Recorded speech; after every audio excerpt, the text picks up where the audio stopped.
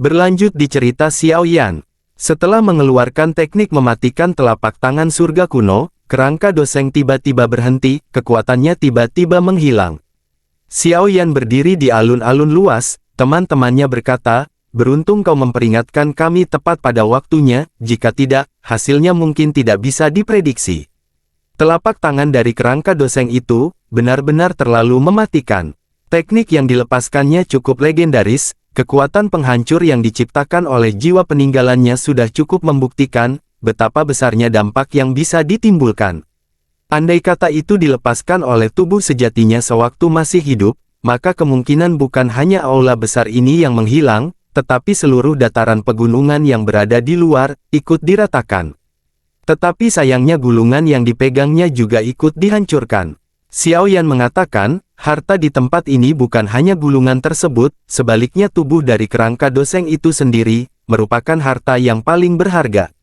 Sementara di tempat lain, Zai Xing menelan ludah ketakutan, tubuhnya bergetar dengan rasa kekesalan luar biasa, benda sialan ini telah membunuh begitu banyak ahli dari istana jiwa milikku.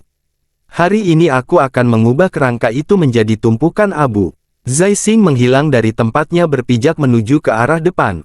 Huang Xuan berkata, "Apakah kau telah memperlakukan kami sebagai orang bodoh? Kami telah berusaha keras untuk menyebarkan sisa jiwa di dalam kerangka tersebut, tidaklah mungkin kami membiarkanmu mendapatkannya begitu saja." Setelah mengatakan itu, kelompok poni kuno kemudian bergerak untuk bertarung dengannya. Retakan di udara mengeluarkan energi hitam pekat mematikan. Kalimat sumpah serapah saat melihat adegan tersebut, dia meningkatkan kecepatan pemindahan tubuhnya, dan hendak meraih kerangka Doseng yang berada di depannya. Namun tiba-tiba, Xiao Yan melancarkan serangan pedang hitam miliknya, sehingga berhasil menghentikan Zai Xing. Seluruh tubuhnya terkena serangan dari beberapa gabungan elit Douzun. Sehingga semua orang paham bahwa, harta karun yang sebenarnya adalah peninggalan dari kerangka Doseng itu sendiri. Zai Xing berakhir dengan sangat menyedihkan, saat dikepung dari berbagai arah, meskipun kekuatannya berada di ranah bintang 5 Douzun, tetapi menghadapi serangan keroyokan, juga bukanlah sebuah hal yang mudah baginya. Tulang belulang tersebut terpental dan malah jatuh ke tangan Xiao Yan.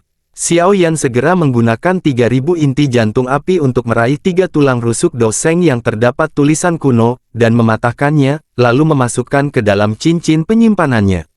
Zai Xing dilanda amarah, "Berani-beraninya kau mengambil apa yang diinginkan oleh istana jiwa milikku."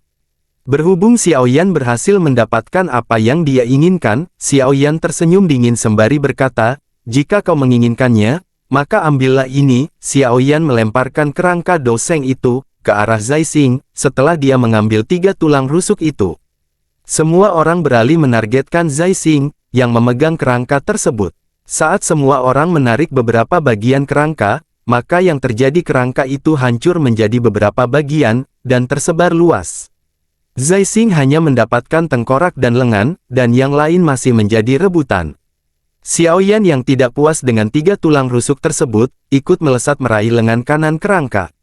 Saat mendapatkan lengan tersebut, Xiao Yan mengamati ada cairan esensi Doseng, yang mungkin diincar oleh aula jiwa.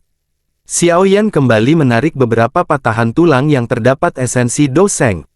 Zai Xing yang tidak puas dengan apa yang dia dapatkan, dia meminta Xiao Yan untuk menyerahkan tulang yang telah didapatkannya. Xiao Yan tidak gentar dengan amarah Zai Xing. Sebelum pada akhirnya, tiba-tiba Huang Xuan malah berkata, dan mengusulkan kepadanya bahwa, "Apakah kau menginginkan kolaborasi? Kita akan bergandengan tangan untuk menangkap bocah tersebut. Aku hanya menginginkan buah asal naga ponik yang telah dia rebut di pegunungan binatang kuno." Kelompok burung ponik, paviliun petir angin, dan juga lembah sungai es bergabung dengan Zai Xing untuk membunuh Xiao Yan. Mereka akhirnya memiliki kepercayaan diri yang cukup besar setelah berhasil menjadikan Zai Xing sebagai sekutunya. Namun Xiao Yan sama sekali tidak bergeming, semua rekan-rekannya merapat, termasuk King Lin, dan juga Tang Zhen. Dengan terbentuknya 2 aliansi besar tersebut, pertempuran yang benar-benar mengerikan akhirnya meletus, dan masing-masing pihak dengan kejam menyalakan genderang perang.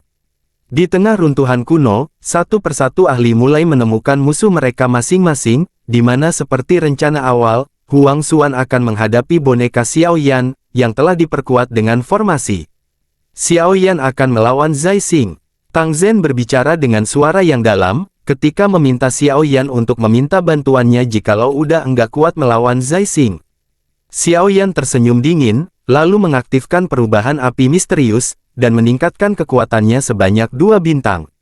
Tang Zhen terkejut melihat kekuatan Xiao Yan meningkat drastis.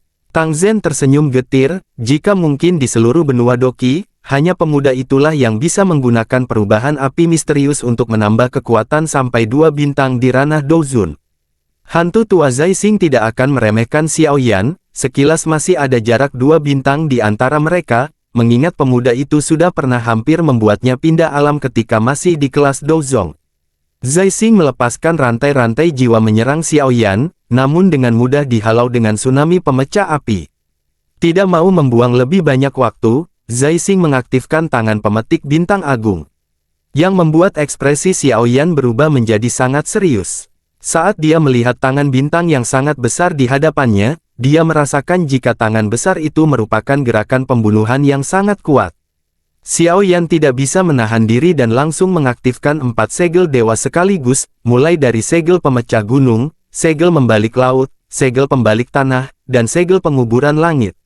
Susunan segel yang menciptakan energi menakutkan, sehingga menyebabkan ruang di sekitarnya bergetar, energi terkumpul dengan sangat dahsyat.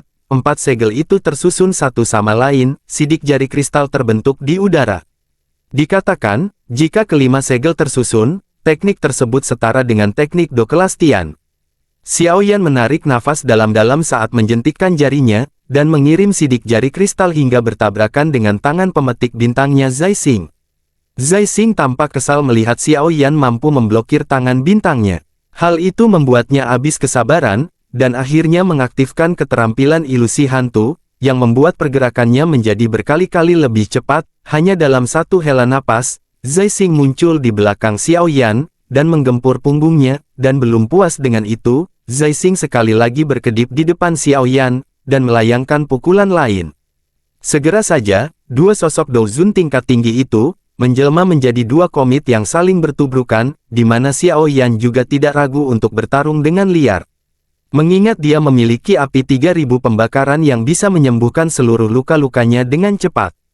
Semua orang tercengang ketika mereka melihat Xiao Yan dan Zai Xing telah terlibat dalam pertempuran yang kacau balau.